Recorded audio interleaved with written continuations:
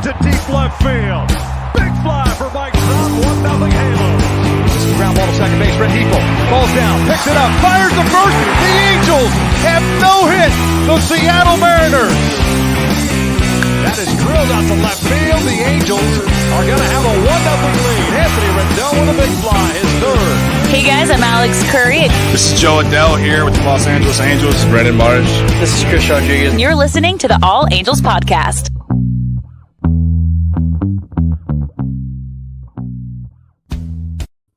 And welcome to another edition of the All Angels Podcast. I am Daniel Garcia, and we are here to review the up and down series of, I would say Toronto, but actually they played out in Florida, and the weather proved that. So before we go any further, let's get into the games. And obviously this series kicked off on Thursday night. Like I mentioned, out in Florida, Toronto is kind of put there for the time being. There are rumors that they are going to be playing in Buffalo later this year, and then hopefully finish the season out in up in Toronto, where they haven't played in over a year. So obviously Thursday night we had momentum's going good. They split a game with the Astros, had a day off. Angels got up early on this Rendon RBI. So the batter is Anthony Rendon. Rolls to the right side in the hole for a base hit. Butterfield sends Trout on around toward home. The Halos lead it 1-0. Oh, yes. Anthony Rendon is just fine. So like you said, Anthony Rendon got the Angels up early in the top of the first, but that didn't really last that long because the Blue Jays got to Canning for 3 in the first inning. So after the end of the first, it was 3-1. So this being Canning's first outing of the year, a lot of people were kind of interested to see how he was going to do. Bundy's done really well. Cobb's done really well. Heaney, Katana, those guys have kind of struggled. Ohtani did well when he was out there. So a lot of people were interested to see how Canning would do, in his first outing. But like I mentioned, gave up 3 in the first, but in the second, Jose Iglesias came up with this. And here's the first pitch on Jose, and he rips one into left field, and that is going to mean a run. Just getting to it is the left fielder Gurriel. Coming in and scoring is Upton. So obviously that cut the lead from 3-2 with Iglesias RBI of Justin Upton. But we're still in the second, and this guy will be coming up even more so in this game later. But David Fletcher, a guy that, if you listen back to the podcast, 2 years ago, Johnny and I were skeptical. We're skeptical of the guy. Seemed like a very utility type of guy. Didn't know where he would fit in. Didn't know if he would fit in. But I will sit here today and I will have no problem eating crow at this point. But David Fletcher is an MLB player. Is a guy that should be playing every single day, and he comes up with a big RBI. That one shot to the right side toward the corner. It goes, and it's down. Contact is king for that man. It's an RBI. It's a 2-run inning, 2-out RBIs. Oh, they hurt the opposing team. And exactly, he goes in, ties the game at 3, and that's where it would stay until the 5th inning when this guy does damage. Here's the pitch, and Mike Trout swings at that one and drills a ball deep into left center field. It is Trout of here. Boy, he hit that one out of sight there against Stripling. We're not worthy. We're not worthy. Obviously, Trout does it again. Huge home run. And if you were able to watch the broadcast at all, they talked about it a little bit. They talked about how that stadium, that spring training stadium, was like surrounded by schools and houses and stuff like that. And then I guess it said, rumor had it, or it got to that preschool or kindergarten that was just literally on the other side of that fence. So Trout with an absolute bomb that night to take the Angels up by 1. Unfortunately, Calvin Biggio hit a 2-run home run off of Griffin Canning in the 6th, and that would be it for Canning in the 6th. Like I kind of mentioned earlier, he gave up 3 in the first, but after that, he really did settle down until the 6th inning. So I don't know if it was opening day for him, 3 runs. But after that, he really, really settled down and then didn't get, again, touched up again until the 6th inning by Calvin Biggio. So that was unfortunate. Solo home run by Calvin, sorry. Tied the game at 4-4, but Canning went 5 1/3, 3 hits, 4 runs, 1 walk, 7 Ks. So all things considering, I thought it was a really good outing by him. First time he's out there pitching, so there's an adrenaline thing going. That there is a kind of having to get your work in. I mean, we're over a weekend and he hasn't pitched yet. So for his first outing for Griffin County, again, I think it was really good. Again, 5 1/3, 3 hits, 4 runs, 1 walk, 7 strikeouts. So they end up getting another run in that inning. So the Blue Jays are up 5-4 in the 7th when this man comes up and does a lot. Ohtani comes up. God, kind of jumped the gun a little bit. Ohtani comes up, ties the game 5-5 in the 7th. And then we find ourselves going into the 9th inning and the 10th inning and the 11th inning. That man again comes up clutch. It's in a 5-5 game. And Fletcher hits a fly ball into shallow center. That's going to drop in for a base hit. The Angels will score 1. The Angels will score 2. And David Fletcher shows some magic with that bat again for the Angels. He's had a 3 RBI night, and the Angels have a 7-5 lead. And again, Angels up 7-5 in the 11th. Still pretty hard to get used to these extra inning rules, if you ask me personally, with the runner at second base to start the inning. And kind of like I mentioned, after the 7th inning, when Ohtani tied it, obviously no one scored, but then the 10th inning is a little nerve-wracking. I will say that guys come in and it's already a guy on second base, and a base hit will do a lot of damage. But Fletcher comes in clutch at 11th inning, a guy that just seems to find the ball at the right spot. I kind of made a joke on Twitter and then text some friends. That looked like a little, obviously today's Sunday, Master Sunday, a little wedge shot right into the gap or right over the second baseman in front of the outfield. So Fletcher just has a way of finding those open areas and producing RBIs. Obviously, he's probably not going to hit multiple, 10, 15 home runs this year, but he comes in clutch. He gets on base when he needs to, and he does all the work that you really want a guy like that to do. So coming into this game, there was a lot of question about Raisel Iglesias coming in and how would we do closing? How would he do in kind of pressure situations? There wasn't a lot of, I'm not going to say faith, but a lot of people were questioning his abilities. And obviously, I talked about last time, maybe he just needs to be in for just save opportunities. And he came in bottom of the 11th in this game, a save opportunity, being up 2 runs. And he does strike out 3, strikes out the side, looks great again. And Angels wins, obviously, 7-5. Iglesias, I'm guessing, I don't know, maybe he does need a save situation to get that adrenaline going, or for him to produce the way he wants to. I don't know. But I mean, you look at it for save situations. He's 2-0 in save situations.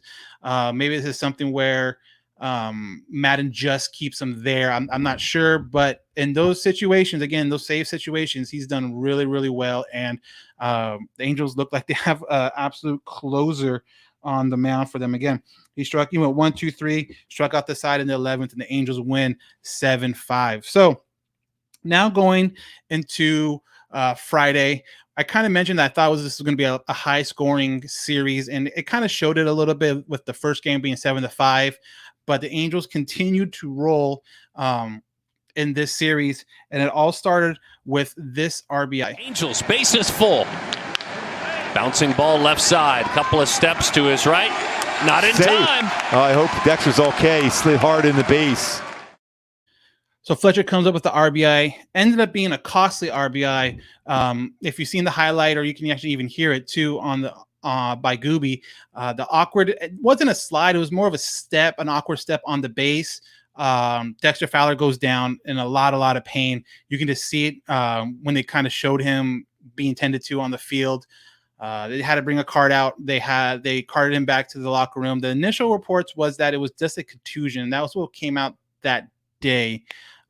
Later on today, Sunday, as we record this, came out that he has an ACL tear and will be out the rest of the year. ACL tears are not fun. You be around sports, any sport, long enough, you see people that go through it, or see people that have had them done before. So speedy recovery to Dexter Fowler. unfortunately, he'll be done for the rest of the year, and we'll see how that outfield position kind of goes moving forward now.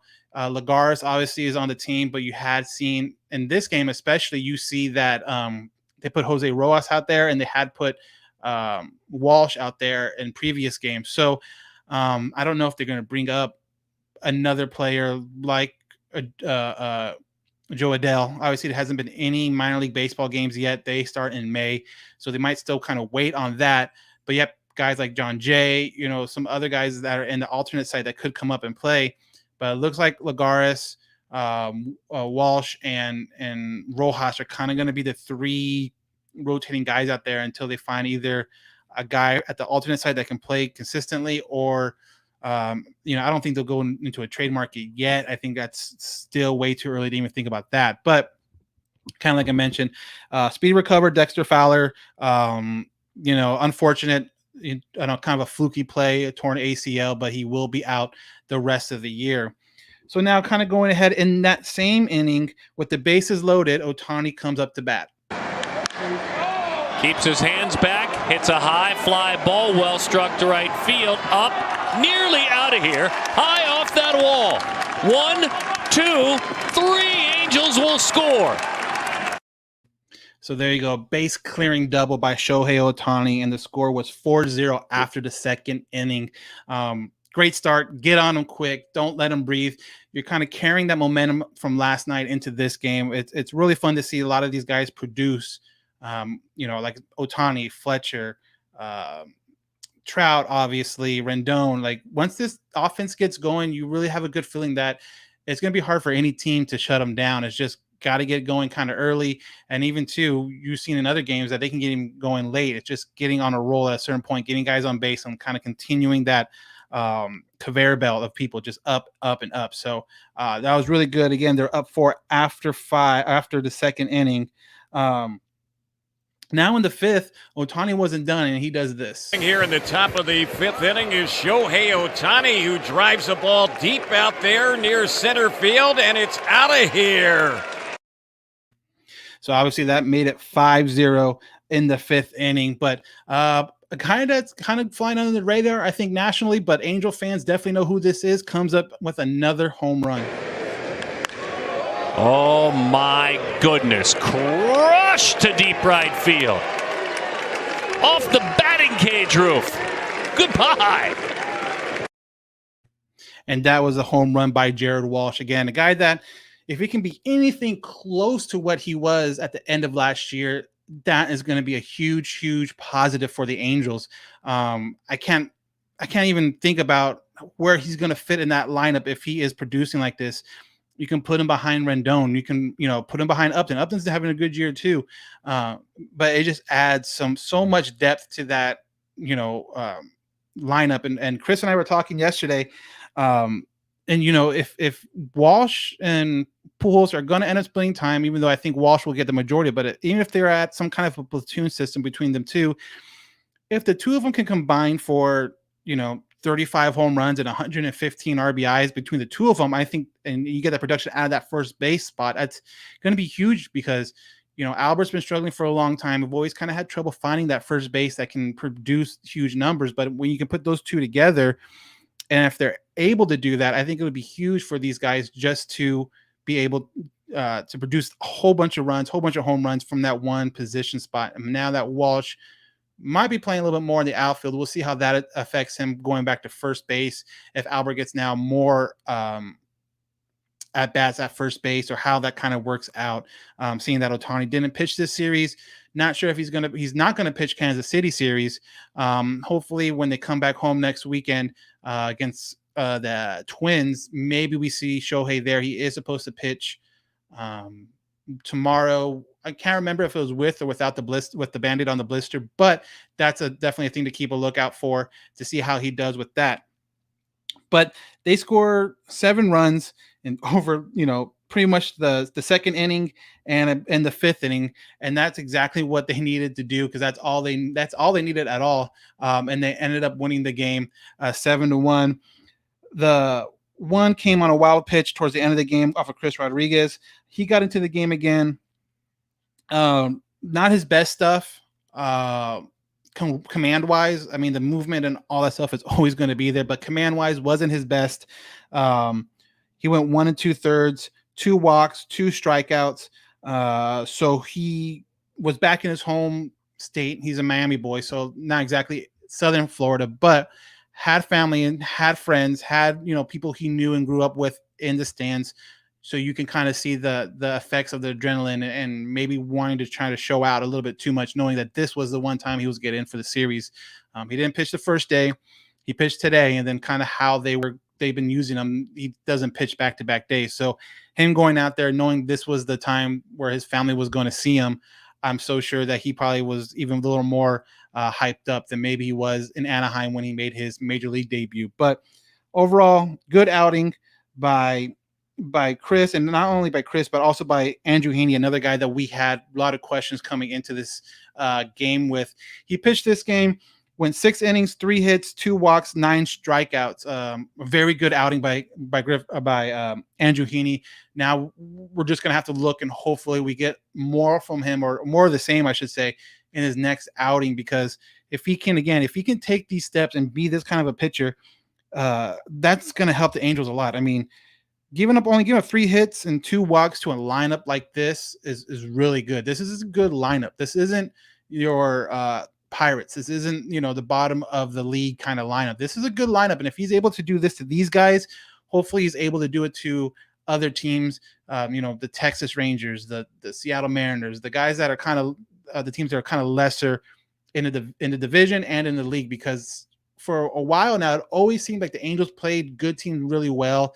You see it with like their record against the Dodgers and some other good teams, but when they play against teams that they should beat, they always seem to struggle. 2019 stands out to my mind. Was like they were doing pretty good, but then when you look at their record against like the bottom 2 teams in the division, it was really bad. They had a losing record against both those teams in the bottom half. So if they can do this stuff against Toronto, they need to do this against guys that are teams like Detroit and Texas and all those bottom teams to get that win total up and obviously make them a contender for the division, and obviously a contender too for the wild card, because that's going to be a big part of this season too for the Angels. If not the division, they're definitely going to be around in that wild card situation. And any way you get into the playoffs, I've always said that point, it's kind of a wild card. You get hot at the right time. If you barely sneak in, but you get hot at the right time, you can make a serious run and you can, play for a World Series, and vice versa. If you have 108 wins, but you get cold at the wrong time, any team can beat you. So this team needs to take advantage of that, needs to beat these teams that are not as good as them consistently, and with pitching from like Bundy and Heaney in this situation as well.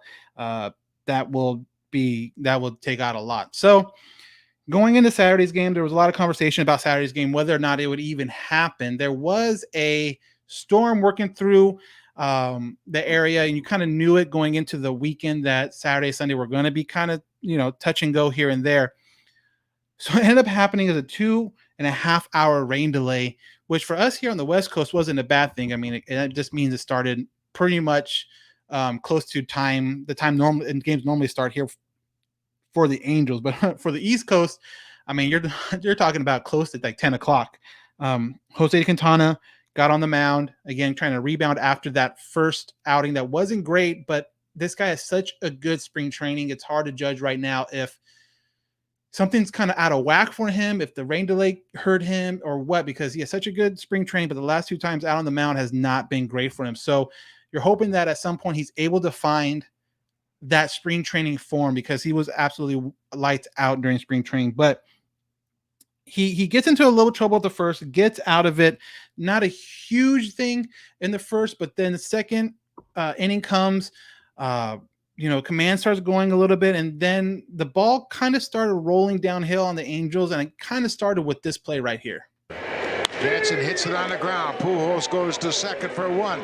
Back to first, and that ball slipped out of the hand as the runner comes in to score. Jansen goes to second. And now Joe Madden is asking for time and a review on that play.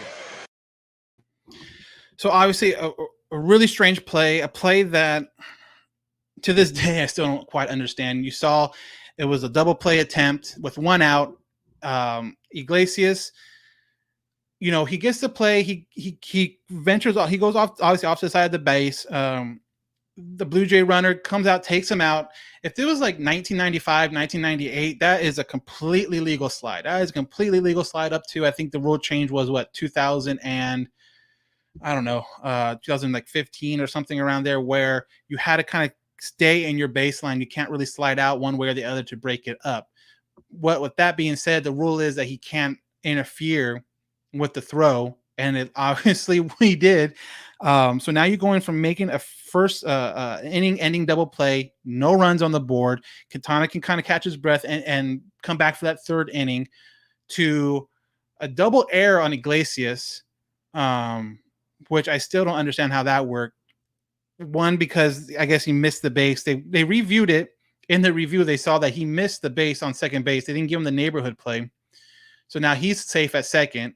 The throw he threw away, the guy's now safe at first. So now instead of 2 outs being out of the inning, now there's 1 out, guy at first, guy at second, run scored. And now, there was a 10 to 15-minute delay on that play alone. And, for pitchers that want to stay warm, I mean, it's like I said, it's late, it's tiring. The humidity is crazy out there right now. You just want to get things going, but it kind of, like I said, started that ball going downhill. You went from getting out of the inning and feeling good. You got that ground ball you needed to. Now you have to work even extra hard, and not having your best stuff did not help at all. So, Quintana doesn't get out of the second inning. Again, he should have been out of that inning. I can't mention that enough. And I don't know how to not necessarily blame him on it, but just how to judge his outing off of that. He was out of the inning. He was done. And then that kind of a BS call didn't help at all. So he goes an inning in 2/3, 5 hits, 7 runs, 5 of them earned, 4 walks, 4 strikeouts. So obviously his control was not the best. Obviously the game was not the best for the Angels. Jaime Barria just got called up due to Dexter Fowler's injury that day, and he got called into action really quickly to come in after Quintana did, but he wasn't that much better either. Again, I don't know, come off the plane, just what the situation is, or maybe he's just not ready. Maybe there's a reason they put him down at that alternate site, but he went 2 innings, gave up 6 hits, 7 earned runs, and again, 4 walks. So you're looking at a score of, after 4 innings, of 14-1, the one coming off a Anthony Rendon, a home run, I think, by Anthony Rendon. So at this point, you kind of start seeing a lot of the regulars get taken out. You started seeing a lot of the like Trout got out after that inning, and a couple other guys. So definitely not a way you wanted to end the series. Ended up being the end of the series because of the rain out this last Sunday. But Angels end up falling to the Blue Jays, unfortunately. And there it is, 15-1. Really ugly, but at the end of the day, that is one game. And then if you look at it right now, they did take 2 or 3 from Toronto. And kind of what we've mentioned before and what I've mentioned before, as long as you win series, you're on the right track. As long as you win series 2 out of 3, 4 out of 5 or 3 out of 4, just whatever. You win series, you're going to win a lot of games in baseball. And that's exactly what they've done over the last, for last 2 weeks of the season. They've either won or tied every series. So that is definitely fortunate that they were able to pick up those first 2 wins. A lot of situations, a lot of circumstances happened in this last game that I'm still kind of scratching my head about. If they get that double play, or if they get that interference call and they get called out and double played, does Quintana come back out for the 3rd inning, and does he right the ship, or does he continue the same? I don't know, but it would have been nice for him to have that chance to do that. But after the game and after today's rainout, obviously, the record, everyone's pretty much done playing in the AL West. I think the only game going on right now is Sunday Night Baseball, and those are 2 NL teams. But as we look at it right now, the way the standings are, after a lot of teams have played 9 games, obviously the Angels, Astros are tied in first, 6-3. You got the Mariners kind of sneakily being back there. They did really well against Minnesota this weekend, and the Angels will see Minnesota on their next homestand. Rangers at 3-6, and then the Athletics kind of falling behind 3-7, but have won, I believe, like 3 games in a row. So maybe they're starting to right the ship, because I don't think anyone thought they would be a last place team in the AL West. So maybe they're starting to kind of shape up. Seattle has a lot of young guys. Let's see how that goes. But as we stand right now, the Angels are tied with the Astros 6-3. And you were to ask me what I would want a start for this team going into this season, I would have said 6-3 would have been a perfect start for this team. So keep it rolling. Keep playing hard. They're going to see the Astros again by the end of the month. They can make up some ground or even pull ahead of those guys then, but you got to take care of business coming up with Kansas City, and we'll get to that in a little bit. But first, we're going to take a quick break, and after that, we'll be back to talk about the Kansas City series coming up out in Kansas City. So we'll be right back after this.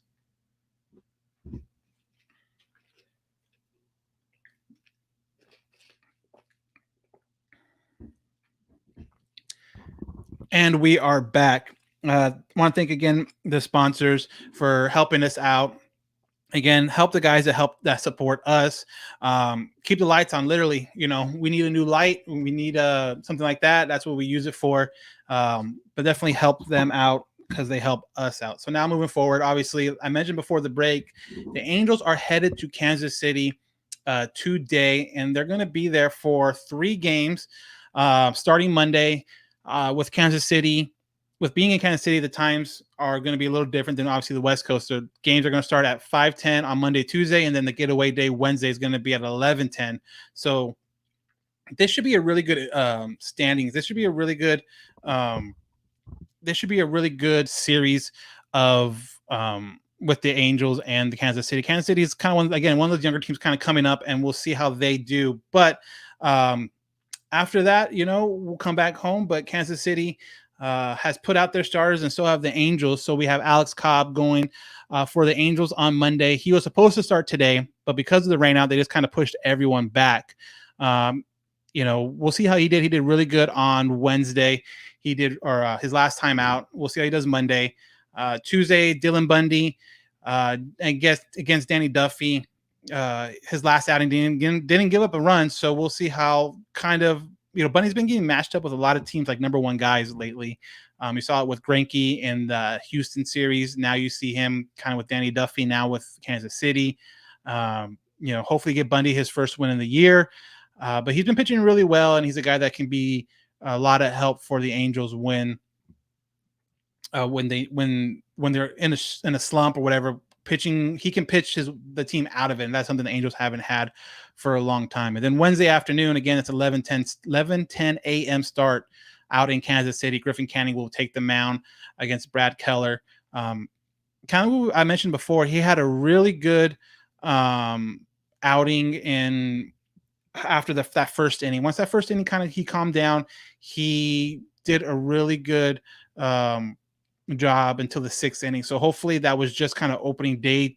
That was his opening day kind of jitters. Hopefully that was his opening day kind of a mentality, and then he can kind of go forward from that. So they play Kansas City. They play in Kansas City for 3 games, and we are hopefully going to get 2 out of 3. But for people that haven't checked the weather, and I'm kind of now scarred by the weather, clear day, clear week for Kansas City, so they should be able to get all 3 in. So I'm going to turn on our Instagram live right now, and as we wait for people to come in and ask questions, I will talk a little bit more about something that we're going to do on the next podcast. Is going to be Wednesday night after obviously the Kansas City series. We are going to be, as of right now, this is all kind of tentatively set, we are going to be at Halo Haven, me and Chris, and then hopefully we'll have a guest in studio to talk about the season overall and kind of what happened with the Kansas City series. So get questions in at allangelspodcast@gmail.com. Again, that's allangelspodcast@gmail.com. So as we turn on, like I mentioned, our Instagram live, and you can always follow us at Halo_Haven at Halo. Oh, not Halo. What am I saying? Yeah, at Halo_Haven. And then like I mentioned, allangelspodcast@gmail.com. So really looking forward to the beginning of this week. Kansas City is another opportunity for this team to really this week's take another step. Kansas City is a good team, but I think the Angels are better. And if they continue the role that they're on, they should easily win this series 3-2, if not sweep with the pitching they have out there. I think Cobb's going to be a good job. The Danny Duffy, Dylan Bundy is going to be a really interesting game. Hopefully the offense can keep it rolling. And then if Canny can kind of be what he was innings, 2 through 5 in this last outing, he will be a real force to be reckoned with. Is Bundy a true number one? Yeah, I mean, I think he is. He definitely is for the Angels, so I guess by that definition he is, but there's 30 teams out there and not all 30 number one pitchers are going to be ace type level. I mean, so Bundy would be the number one, not just on the Angels, but I think he would be a number one on a lot of teams in baseball. And I think that's just not only what he did last year, but what he's been doing so far this year. Dexter Flower. What am I calling Flower for? But anyway, season-ending injury. Who will be platooning in right field? I kind of mentioned that earlier. I think it's going to be a mixture of Lagares, Rojas. You saw Rojas go in him right after he got injured, and then Walsh. You saw Walsh play a game earlier this year out in right field. What did you think of the replay in Sunday's game? Kind of the same thing I said earlier was that I didn't understand it. The rule seemed pretty cut and dry. It's unfortunate for Jose Quintana because he would have been out of that inning. It was 1 out. You turn that double play or you get that interference call where you get the 2 outs. You're out of that inning. There's no damage. It's 0-0 going into the third. Now, does that kind of boost his confidence? Does that give him time to kind of relax and kind of reset and come out and play better? I don't know, but it sucks that a play like that kind of snowballed on him, and next thing you know, he can't get out of the inning. So it would have been really, really nice to see him finish that inning with that double play and see where he goes from there. Should the Angels retire Jim Edmonds 25? No, I don't think so. Let's put it this way. If they're not, and they haven't, it's kind of unofficially retired, but if you're not going to officially retire 15 for Salmon, you're not going to retire Jim Edmonds. I'm sorry, but you're not. Jim Edmonds was a great player with the Angels. Honestly, he did probably some of his best work with St. Louis, winning a World Series there. So I don't think you will retire his number at all, especially if guys like Salmon aren't retired. I think there's a couple other guys you could probably retire before him.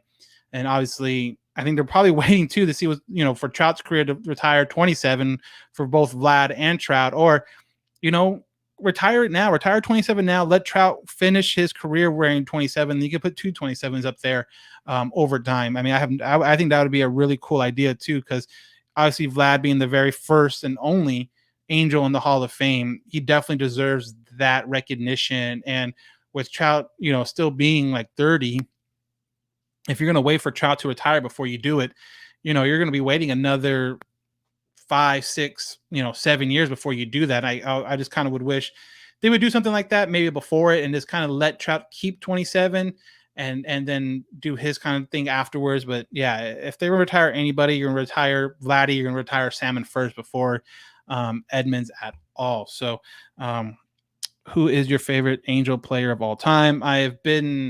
I've always loved Garrett Anderson growing up. Just loved his mentality. Just love his kind of calm demeanor when everything seems like it's kind of hectic. He also had a very smooth and very easy approach, and it just never changed no matter what. So I would definitely say growing up, my favorite player all time was Garrett Anderson. Second place would be Troy Percival, just because he was the first autograph I ever got as a kid. So that was kind of a thing where I've always remembered that. So I would definitely say he would be my second favorite player, or 1A, 1B, if you will. So those are definitely the top guys that I consider my favorite players of all time with the Angels. And obviously, Trout is getting up there. Maybe when he retires and sets a bunch of records for MVPs and all that stuff. But I always love that. Why doesn't Darren Erstad ever be an MLB? Wow. I don't know why Darren Erstad won't be an MLB coach. Maybe he doesn't want to. I don't know, but maybe maybe he doesn't want to take the time to be a bench coach. Maybe he should be a bench coach first and work his way that way and get in through it that way. I don't know, but we'll see how it is. It'd be great to see him managing somewhere. He did do college, but who knows? Really loving Darren Sun's play-by-play calling. I see he's getting the bulk of the announcing with Gooby so far. Yeah, that's a great point. I forgot to totally bring that up. Is that Saturday night was the debut of Matty V with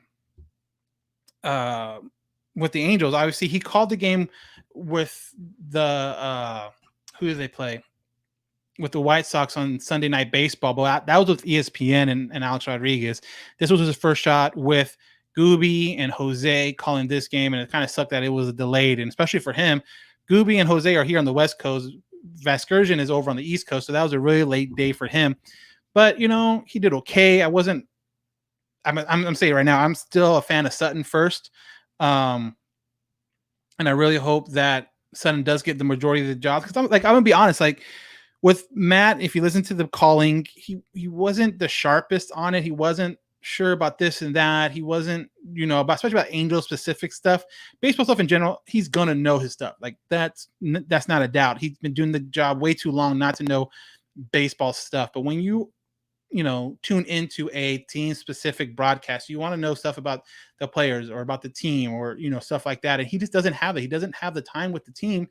And with Darren, at least he's there most of the time, and he's able to kind of grow with the team. Where Matty V, this is his first time. We're almost 2 weeks in. With that being said, I kind of do feel like the Angels are kind of Matty V's side piece. You know what I mean? So his side girlfriend, he doesn't show him as much attention. Kind of comes in, has a little fun, and then bounces. That's kind of my idea with Matt Vasgersian with the Angels. He's a great voice. The voice is really good. Like I said, he knows his baseball stuff, but when I tune into an Angel broadcast, I kind of want to know about Angel stuff, and I just don't think Matt is at that kind of level yet. But he was there on Saturday. We'll see. And again, we don't even know when his next broadcast is. I don't think they've even put that out yet as far as when his next broadcast will be and at what point it will be. So it'll be interesting to see how he does then. But yeah, I think Sun's doing a really good job. I think, I enjoy all his calls, and it seems like him and Gooby are really having a good conversation. And it's something about being in the same room with the guy that you're calling the game with. Him and Gooby are in the same kind of compound. I don't know if you want to call it. So they're able to kind of look at each other and give each other nonverbal cues about when to talk, when not to talk, or, hey, I have something.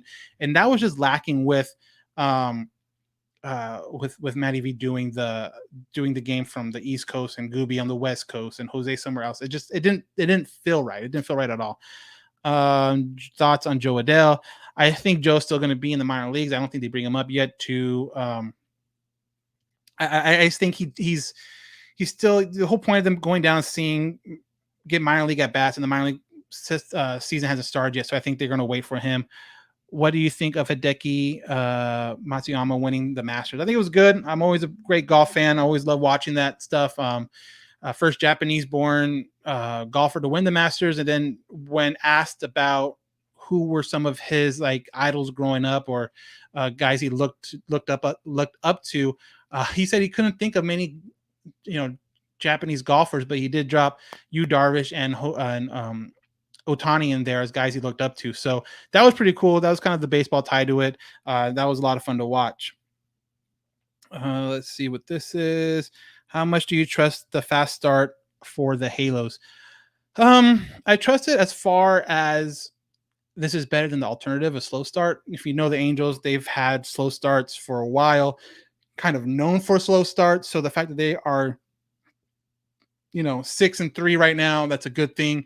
Will they go in a slump? Yes, every team goes in a slump. Will they have hot streaks? Yes, every team has hot streaks. But kind of like I mentioned before, it's kind of what you do with against teams that are not as good as you. That's where it will really come down to how this team does throughout the year, is how you take care of the smaller guys. So I don't know what will happen. I don't know if it's a good thing, bad thing. Well, I know it's a good thing to get a fast start. I just don't know if it's going to be something that's going to last. We'll see what happens. No Rendon against Kansas City. Any reason to worry? I don't know if Rendon won't. I don't know if Rendon won't be there for Kansas City. He didn't play today or wasn't scheduled to play today. He said he pulled a little something, felt a little tug when he threw a ball on Saturday. They hadn't said whether or not he's going to play in Kansas City. I'm sure the day off helped today. But if it's something that causes him to go on the IL, if it's something that causes him to miss a couple games, then yeah, I'd be worried. But they have not said one way or the other if he's going to miss like the entire series or one game or whatever. I think you kind of have to wait a little bit for that. Who gets pulled up first, Marshall or Adele? I think Adele does, just because I think he's further along. Will we ever get tailgating back at the Big A? I'm sure at some point you will. Why doesn't Fletcher get national coverage? I don't think he gets national coverage just because he does a lot of the little things right, and that's not the sexiest thing in the world for TV. I mean, to get national recognition, you have to do something that's going to draw eyes. Like what he does draws Angels fans' eyes because they're Angels fans and he's helping that team win. But David Fletcher's the type of guy that if he's not helping your team win, you just kind of like, okay, cool, that's a cool story, but I don't really care. Like, and he's helping the team win. He's helping your team win. That's why people like him here. He's gritty and he's all that. That's just hard to promote. That's just hard to ask a Chicago Cub fan or a Brewer fan to kind of take interest in. I think that's why he doesn't get a lot of interest in it. But he should. Hopefully this year he gets an all-star bid and then he gets his name out there a little bit more. We'll see what happens. But I think Fletcher's a great player, and then I am one will say I was totally wrong about him a couple years ago. So so we'll hopefully get him in an all-star game this year. I think that'll be a lot of fun to see him in an all-star game with, obviously, Trout would probably be there. I mean, man, we can get like 4 guys in the all-star game between Trout, Fletcher, if Walsh continues, and then Ohtani, if he stays healthy and he can produce. I mean, there's 4 guys right there that you can make a serious argument for an all-star bid, and it'd be really fun to see to get those 4 guys in there. C-Rod as a closer or starter. I know he got brought up as a starter. He's been a starter his whole career. This is his first time he's been in the bullpen. But with that being said, I like him right now where he's at. Iglesias is fine as a closer. There's no reason to panic for Iglesias. If you can stretch Chris out to get 2, 3, 4 innings here and there, and then eventually turn him into a starter down the line, then that's great. I think that helps. Obviously, starting pitching is the hardest thing to get. And if he can be a starter like he was for his whole career, obviously they're taking it easy on him because of his health and working him back slowly. But I really hope he becomes a starter. And if he can't, you give him that closing spot because he can do both. And I think he can do both really, really well. Favorite player not playing on the Angels. If it's all time, I'm going to say Ken Griffey Jr. If it's right now, I like Tatis. I like the flair he has. I like Acuna. I like the same thing. I like his kind of attitude and flair he has. So those are probably like my 2 guys that I really like watching that aren't on the Angels right now. But if you're going to go all time, I'm going to say definitely Ken Griffey Jr. for all-time favorite Angel or not non-Angel would be Ken Griffey Jr. So C-Rod needs work. So yeah, and Chris would admit it. I talked to him after the Saturday game. Or not Saturday, after the Friday game, and told him good job for being out there and stuff like that. And the first response he said to me was, I need to work on my walks. He knows that. He understands the situation and the place he's in, but he's young, and there's no reason why you don't think he will be able to work on that kind of stuff. So Chris Rodriguez now is 2. If you see in our last podcast, we talked about now our 3 guys for the Tyler Skaggs Foundation is going to be obviously Andrew Heaney, Felix Pena, who is close to coming back. And again, that's going to be really interesting to see how or where he fits in with the bullpen, and Chris Rodriguez. So just on that one game alone, I think they were able to get like 11 strikeouts between Heaney and Chris Rodriguez. Chris Rodriguez, I reached out to him. He's all about it. He feels happy to do it. So we'll see how that goes. But those are the 3 guys that we're kind of putting our riding into this, strikeout for the Tyler Skaggs Foundation fundraiser we've been doing for the last couple of years. So we'll see how that goes. Why hasn't Socha got another shot to coach in the MLB? I honestly don't think he wants to. I mean, he got that job with USA baseball, and that's cool. That kind of keeps them into the game without the same kind of everyday stresses and pressures that if you manage an MLB team that comes with. I just don't think he wants to.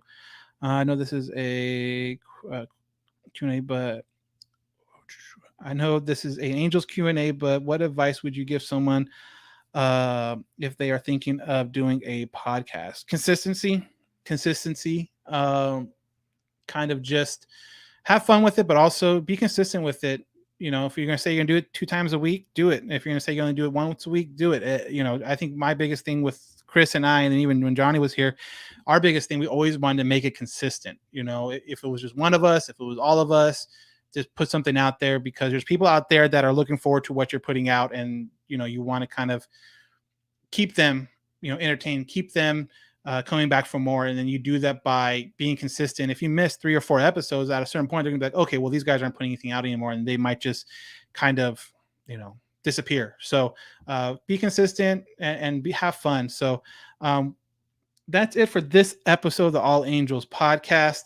I am Dan Garcia. And again, we'll be back Wednesday night at Halo Haven with Chris, the Curator Johnson, and then hopefully a special guest we can get in studio.